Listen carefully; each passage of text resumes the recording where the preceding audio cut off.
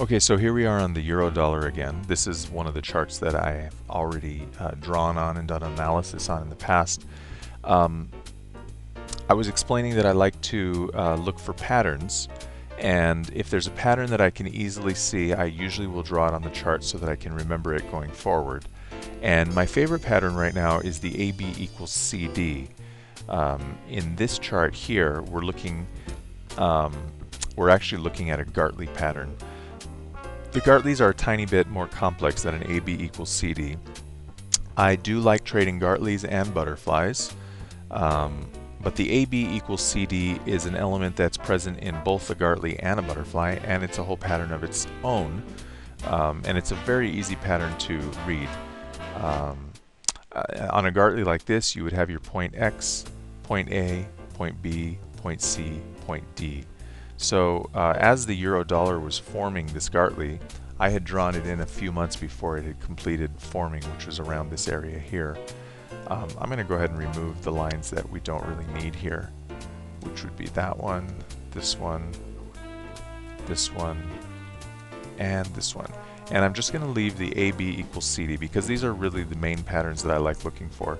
When you can see the market is doing an impulse move, and then it has a retracement, and then it picks up the impulse move again, it's very common to have an AB equals CD. So that's one thing I like looking at. I will only draw these types of patterns on the daily and the 4-hour time frame. I don't usually do them on the weekly because the weekly is so big and vast, and there's so much movement within a pattern on the weekly that it's a little difficult to kind of read it on the daily and the 4-hour. But these patterns are very reliable on the 4-hour and the daily, and that's why I like drawing them in there. I don't just trade solely off of them, but it kind of gives me a projection of where I think price might lead to. I use a different color trend line for these kind of patterns. In this case, I like using purple because it's a color that I haven't used yet on the chart. And I will draw a purple horizontal line at the place where the completion of this AB equals CD is supposed to take place.